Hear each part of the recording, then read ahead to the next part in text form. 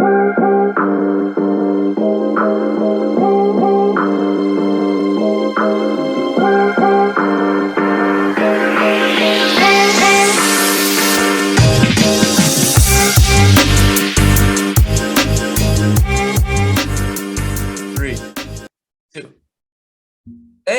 what is going on, everybody? Welcome back to Halfback Dynasty. My name is Brendan. We are joined today with our co-host, the legendary Tyler Cox, otherwise known as Gator Sens on DLF. Tyler, how the heck you feeling, my friend?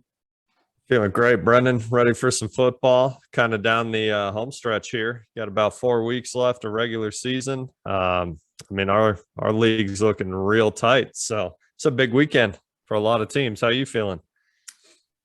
You know, it's a great question. I don't feel good in most leagues. I feel great in some leagues. In our league, I really need to consider my plan. So I think you're a legit contender. I think Stephanie is the number one contender. I don't think I am a legit contender right now. Kamara's out. Hopkins is out. Sutton's on bye. Chark is out for the year. I just don't think I can pull through, man. I don't know. Yeah, the good thing is we only freeze trades in the playoffs, so there's no real set deadline. So if you lose a couple weeks, I mean, you still have time to make moves, which is good. I've never been a fan of, trade deadlines, and Dynasty doesn't really make sense to me. I don't think you should be able to trade in the playoffs. That's kind of lame.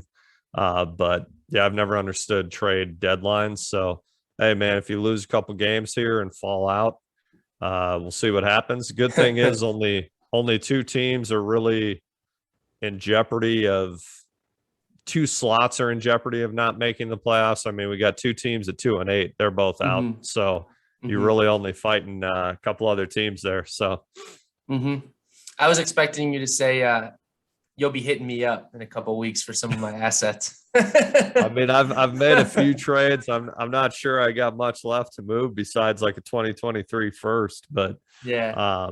I like that Alex Collins deal, man. That's a good pick or a good trade. I figured I needed a little bit of RB depth in case Jones injuries long term, because I'll be without Connor next week, who's on a bye, and Mahomes. So not great for me because Aaron Jones could miss multiple weeks. I figured a future third for running back help now, no big deal.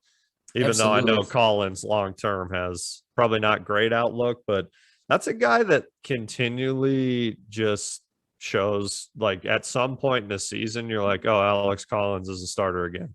He's just one of those guys that always seems to be in the right spot. Yeah, that's how I feel about Deontay Foreman. It's like, how is he back? Yeah. When I saw the guy I played a couple weeks ago started Foreman. Or no, I'm thinking Freeman. Sorry, I was thinking Freeman. He's back too. Yeah, the guy started Freeman, and I was like, wow, that's a like, you're just hoping he scores, I guess. And then I watched the game, and it's like, well, Freeman's their starter. Yep. And yeah, I picked up like 12 points. And I picked up Foreman a few weeks ago because it was like, well, at least he's signed to a team that has, a little bit of running back issue. So. And all of a sudden, yeah, he's projected at like 11 points today. It's like, wow, interesting. And RB at this point in the season, I mean, hey, I'll take it. Somebody, man. I got to be honest, man. There's a lot more strategy involved than just, trading it all away to contend and going for studs. Paying a third-round pick for the rest of season starter and Alex Collins. I mean, that is a very good trade for contending. Realistically, you're going to miss that dart throw anyways, right? Absolutely, man. I mean, the guy Andy Floyd's a pretty realistic value guy. So I figured out of some of the other people that have pretty high values in our league, I texted him I want to say Friday night and just said, hey man, I'm just looking for a little bit of help at RB. What do you need for Alex Collins? And he came back with a third, and it was like, it's fair. That's that fair. I can pay. Yeah. That's for sure. I offered him KJ Osborne or Colin Johnson, in case he wanted a younger player instead of a pick. And he's like, I'd rather have the pick. So woke up Saturday and was just like, yeah, man, let's do it. I thought it's not a pretty name, but hey, if Alex Collins averages Mhm. 11 points down the stretch and you have RB injuries, hey man, at least you can plug him in and play. Yep. I'll take that. RBs are dropping like flies, so you got to play Dude, somebody. I don't remember. I remember actually last year, a lot of the stud running backs went down really early. Well, specifically Early, yeah. CMC and Saquon, et cetera. But I don't remember a year where this many running backs have gotten injured. Every top running back has missed multiple weeks this year at a minimum, man. It's been nuts. It's tough. It's tough time, man. Like you said, you're kind of fighting. I think if you get a couple wins, you're probably in. But Mhm. you're fighting for a playoff spot, and I don't think you were expecting Kamara to be out again this week. I mean, Nor when top Hopkins. RBs, yeah, Hopkins, something going on there for sure. But when top RBs are hurt late, it's way worse than early. Mhm. Early you can pad it, you lose 2 or 3 in a row, and then win 6. Mhm. Whatever. It doesn't really matter, but late man wins become very, very important. I agree. I made a post on dynastyleaguefootball.com, and I haven't checked it since I made it. It was about 3 days ago, and it's actually an interesting topic I've been thinking about. And it was along those lines. Am I in the wrong for thinking I'd rather my players get hurt early with a minor injury, miss, 3-4 weeks, hopefully Sure. still win, and then have them come back? The prime example is Nick Chubb. Was out 2 weeks because of COVID, was about to miss Yeah. this week. And in a lot of my leagues, I have Chubb because, I have him because I'm contending. I Sure. wasn't mad at that. I'm actually kind of happy because prevents him from tearing his ACL, things like that. So what are your thoughts? Is that wrong thinking? I I don't think so, man. I think it's easier. I think if you start slow, your mindset is a little less panicky than Mhm. uh like you said. I mean, I still think you have, obviously you're the defending champ. I think you still have a good roster that can contend, Mhm. but you're not healthy.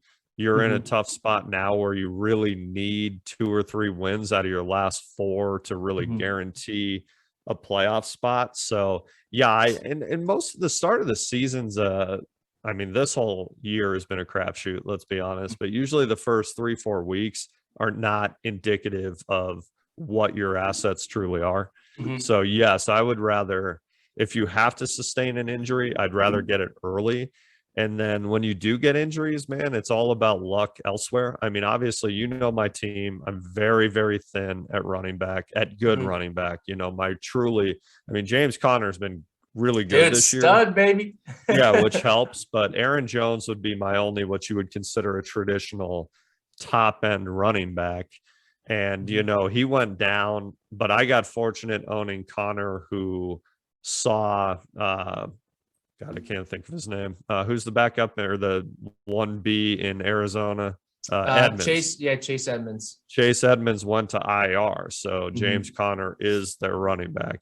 So I got Mhm. fortunate there that I know I can plug in Connor and he's their majority. So, Mhm. I think it's all about luck and timing of injuries. But, also at the same time, Aaron Jones for me has not been, he's an RB. I think he's 8 overall, which also shows how maybe not good the running backs are this year overall, or how up and down their points are.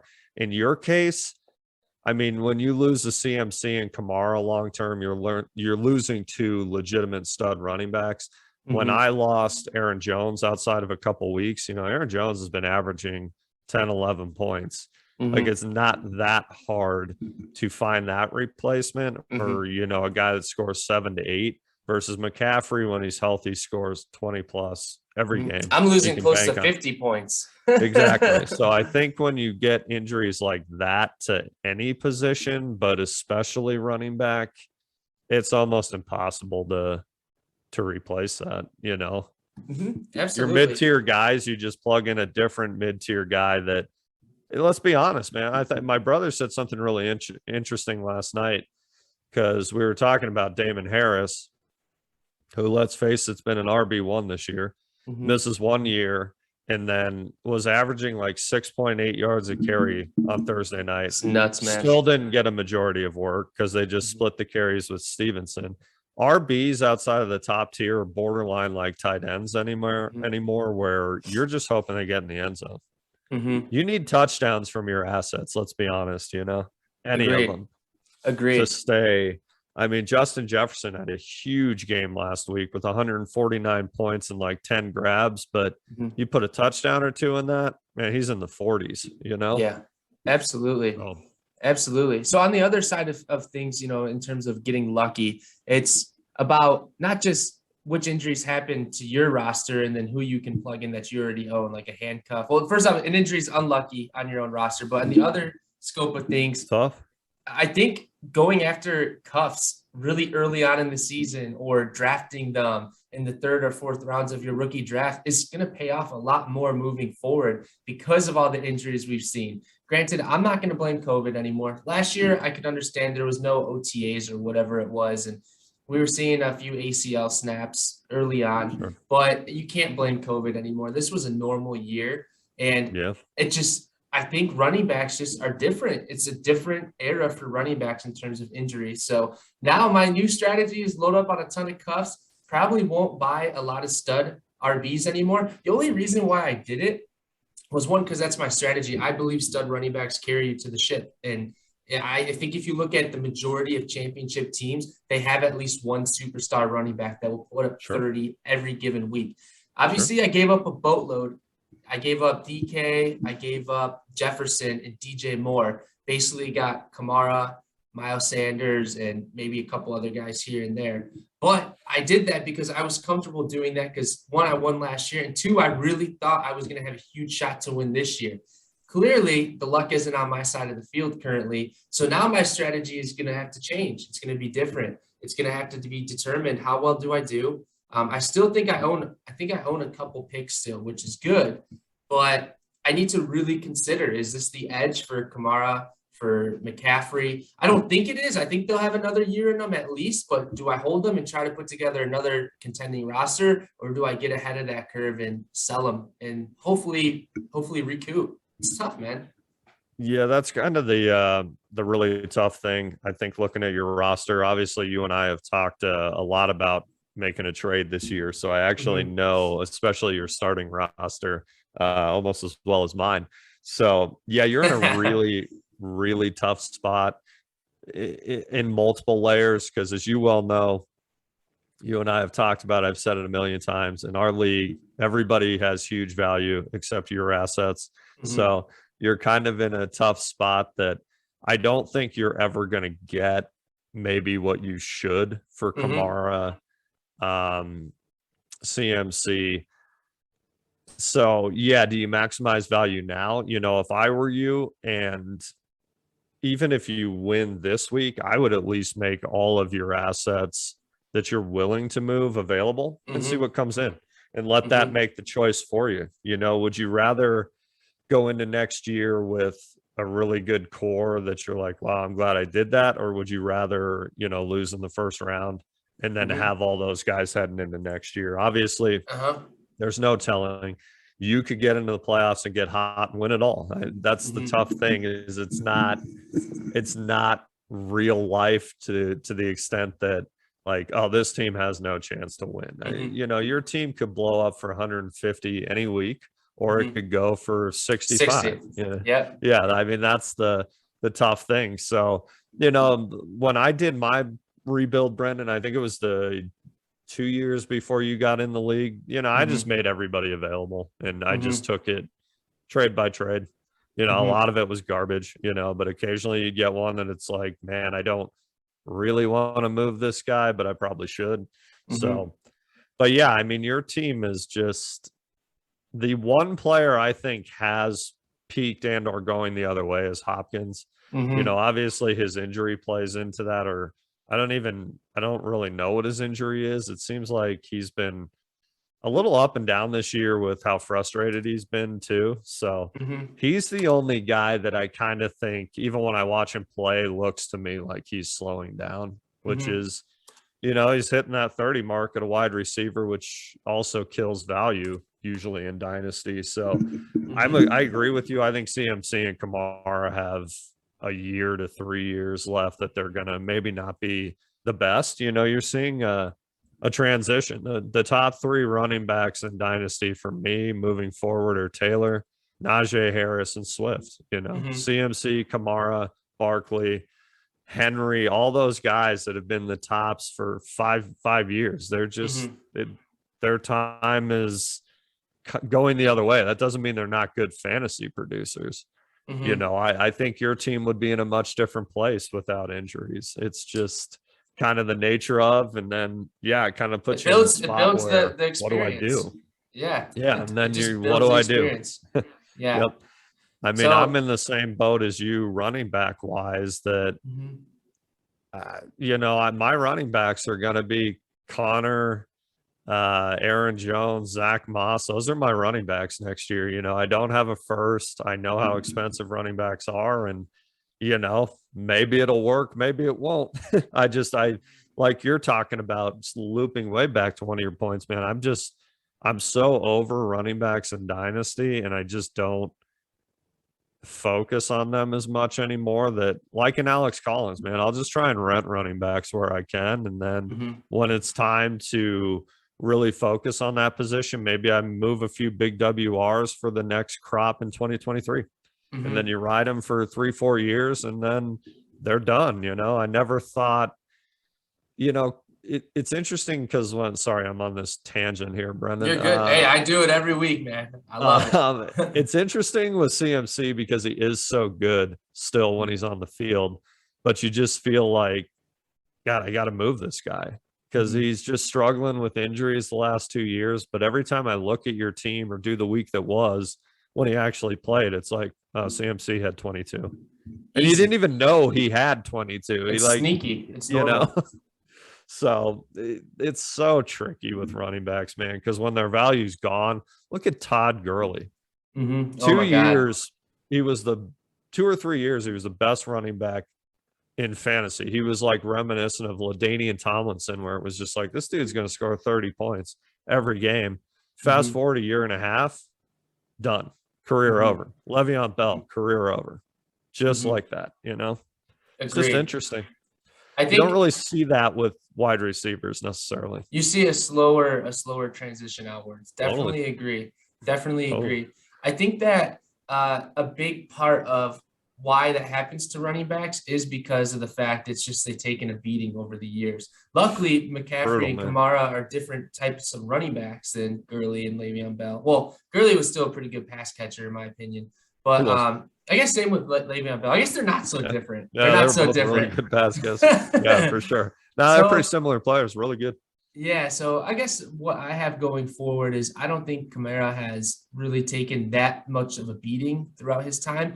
And McCaffrey's been hurt a lot the past 2 years, which takes away all those hits. So I do think their career is still a little bit more extended. But, I'm going to reevaluate this week. I'm going to really start to try to make some moves. And, I'm hoping that my guys put up a big week. And, if I feel out of it, it is what it is. I'm probably going to start selling.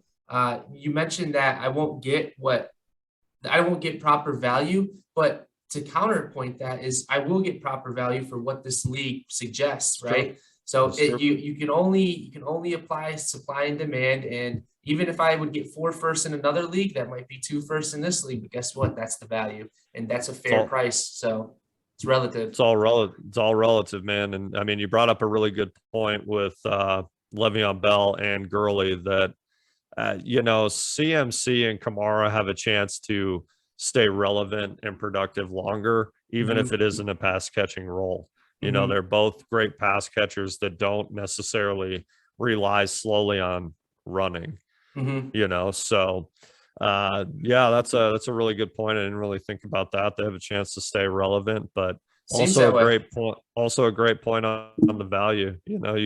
We've talked about it with tight ends, you and I, for weeks. The value is what the value is. Whether that's absurd in another league doesn't really matter, because this is the league we play in, and everybody values where they value. So, when you get it's a much smaller scale, but the Alex Collins trade, man, when I found something that I thought was good and fair value, I jumped on it immediately. A lot of times in our league, you're just, the second you get a counter, you're like, no, I'm not doing that, or whatever, But occasionally you get one that it's like, wow, yeah, that's great. That's fair value. Let's do it. The 1 out of 100 offers accepted is so worth it. And right now, Brendan, specifically, is teams have this championship vision in their head. I mean, I think now more than any other time, you would get higher, more appropriate value for those running backs, because I'm sorry, man, if you're like making a push and you have a chance to get Kamara or CMC, even if it's for a 3-week stretch, that's a big deal. Yeah, I mean, I was thinking in my head a CMC on my team, and that's huge. So yeah, maybe now the next coming weeks here, if things fall apart, maybe is the best time to maximize value.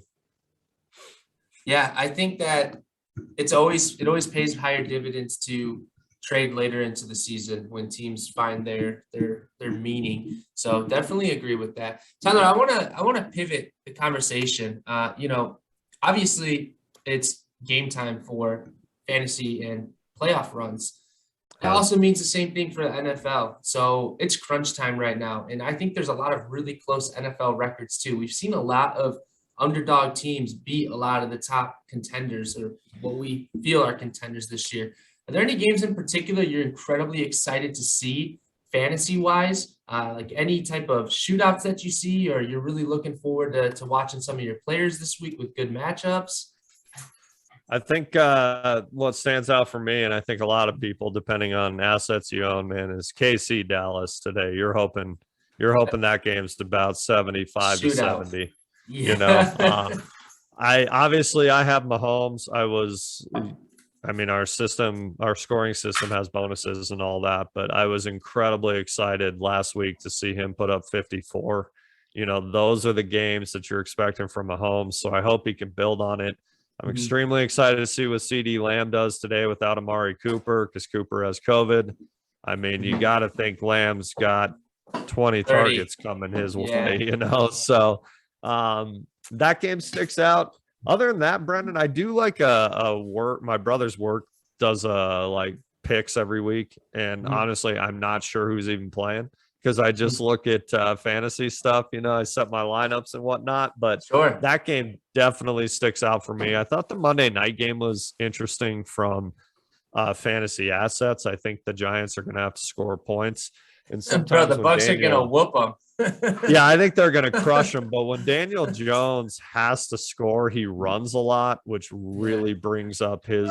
But yeah, I think Tampa's going to crush them, losing what? They've lost 3 in a row or something. So I think that's an interesting game, because there's obviously a ton of assets. Antonio Brown's out again. So I'm hoping for a huge Chris Godwin game. But what's sticking out to you?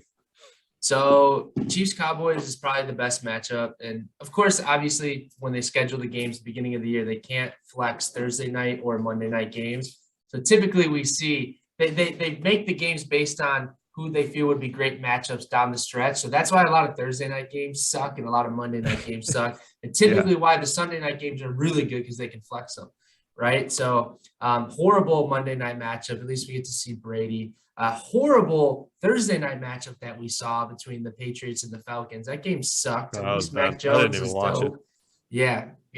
But I'm very excited for the Bills and Colts. I think a lot of great fantasy assets there. And then, I really like that. And then I'm actually super excited for Chargers and Steelers. I really want to see Justin Herbert really come back into the swing of things. I want to see Najee Harris step up again. I mean, he's been as consistent as it gets. So I'm incredibly eager to see if Deontay Johnson still holds good value. I have Deontay Johnson, and I'm a big fan, but he's not like how should I say this? He's not like he's a sexy name, but he's not a sexy name at the same time. Does that make sense? Like, he'll never elevate into top 10, but he's such a great player. It's so odd.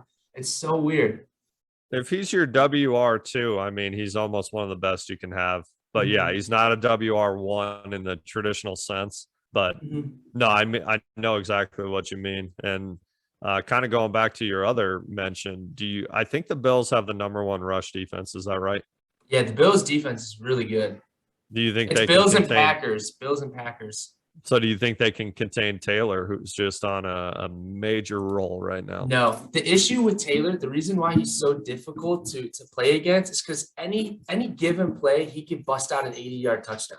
I mean, that For guy, sure. he is by far, I'm pretty sure, the most 20+ yard runs this season. And I dude, would I'm think so. telling you, like, I get the sleeper notifications, and it's just I'll be sitting down randomly and like first quarter, second quarter, Jonathan Taylor, 73-yard teeter. It's like, oh my God, he's too good. Jonathan Taylor to me Yeah, is he's the unreal, best man. running back I've seen in the past couple of years in the sense of just raw running. I know you can make the He's argument unreal. Derrick Henry, but Derrick Henry's start of his career was so bad, dude. Derrick Henry was so bad his first couple of years. Jonathan It Taylor's was. a special kid, man. Yeah, he was. I mean, I was watching a game with Steph last week, watching Red Zone, and that's when I sent that text to the league. It was like Mhm. Jonathan Taylor in the first quarter has 98 yards and a touchdown on the ground. Unbelievable. It was just Unbelievable. like that's what you're hoping for, man, in fantasy. You want the second you log in, like 10 minutes after the game starts, to have two dudes in the end zone. Because Yep, if you not, feel you're good. like sitting there like until halftime, and it's like, well, I'm at 0.5 points and I have four guys playing. This is Yeah, great. your projections just slowly Yeah. decrease. You're It's a just bad hoping feeling. you get a great start. You know, that a couple weeks ago I was playing golf, but I jumped on my phone like 10 minutes after the game started. And Justin Jefferson had that 50, he had one catch for 50 yards and a touchdown. Mhm. Ingram had one catch for 30 yards and a touchdown. It was like, Wow. man, this is going to be a good day. And then Yeah. they didn't move for like three quarters. Who cares? I got all the points he needed in the first couple of minutes. Exactly, So man. Yeah. yeah. Yeah. I'm excited, man. I'm very excited. Of Me too. course, with no trade deadline, it gives us a lot more wiggle room to figure out what we can and can't do. The good news for our league is I'm incredibly trade happy. So if I feel that I'm not going to make it, I have no problem selling off literally everybody. And I've never been in this type of situation. The no trade deadline rule, I'm not going to lie, is incredibly unique. Well, obviously no trades in playoffs, but it's a very unique rule in comparison to other fantasy football and dynasty leagues. So I'm incredibly excited to see if I'm able to separate myself as a fantasy god to a fantasy peasant and make either a huge roster flip or make a push for the playoffs. We'll see. This is the test, baby. This is the test. I'm going to be excited to see what you do in the coming weeks. And I guess I should clarify, we freeze trades once kickoffs start in the last game of our regular season. Sure. So you can't trade the weekend before the playoffs either. So yeah, that's cool. clarify. I mean, basically, I think you thing, remember that from last year, but yeah, it's basically the same thing. Roster's locked, Yeah. I mean, it's going to be interesting to see what you do because your team is in a tough spot. They're good enough to contend. It's a bad time for some of the injuries you got going on. So bad time for running. I mean, if you were to sustain like a Deontay Johnson injury or something, I'm done. I mean, it would just be, it would almost force your hand. So cool, man. Cool. Well, I'm pumped. Tyler, enjoy your day. Man. Enjoy your day today. You too, buddy. I will be very active, most likely after this. The problem is, real quick, the last point. The problem is a lot of my guys are also on bye too, or they're out one more week. So it's like this is a predictable L, but I can't really see what I have after or this week because so many guys are out. That's the issue I'm feeling. So it's tough, man. It might have to wait till next week to evaluate and figure out what I want to do. But yeah, I'm pumped, man. This is where it really gets down to the wire and separates the fantasy gods and the gurus from the peasants, my friend. This is the pucker up weeks, if you will. Who do you play this week? Is it Andy Griswold? I think he's number one in the league right now. Is he ranked one? I think he's tied for second with me. Steph moved to 8-2 and is alone at the top. So yeah. I think Grizz and I are both 7-3. Yeah, he's looking at this right now as well. This is such an easy matchup. He's feeling good right now, bro. He's feeling so good. Yeah, sometimes those are the ones that don't work out, man. Yeah, and even my team right now, like pulling up my starting roster, besides having to start Jamal Agnew, like Kirk Cousins is fine, McCaffrey's fine, Gesicki's fine, Sanders and Galladay should be fine. Those are great names, but they're not. And Deontay Johnson. So it's like on paper, I still feel like my starting roster, even though I have McCaffrey out, Sutton out, Hopkins out, I still feel like I should be able to throw up some points, but I'm not optimistic. Yeah, man, it's really those two that are. Ugh, man, Sanders and Galladay could combine for 3 5. in reality, Yeah. or they could blow up. There's got to be a Sanders game coming. There's Hmm. got to be a Galladay game coming. Hmm. I mean, side note, I don't know what Galladay was thinking. He must have been chasing the money, but man, I Yeah. remember when he landed Why? there, it was Why like, would you go to a similar franchise as the horrible one you were just I don't at? know, Come man. on, dude. Take less money and go to a good franchise. That's my Yeah, opinion. I'm really glad you brought up Sanders because obviously he's younger. He's kind of was viewed as the franchise back. I don't think he's back in Philadelphia. Mhm. But you know, Scott and Howard were really, really good. Like, what do you do as a team, like in real life moving forward? Like, I'm not sure Mhm. Sanders has been good enough this year to just give him the It's not job. I mean, Sanders. I don't feel it's Howard's Sanders' been so experience. good, man. Yeah, Yeah. I do not feel it's Sanders' talent that's the issue. I think it's the Eagles. I don't think they like Sanders for some odd reason. And why So not?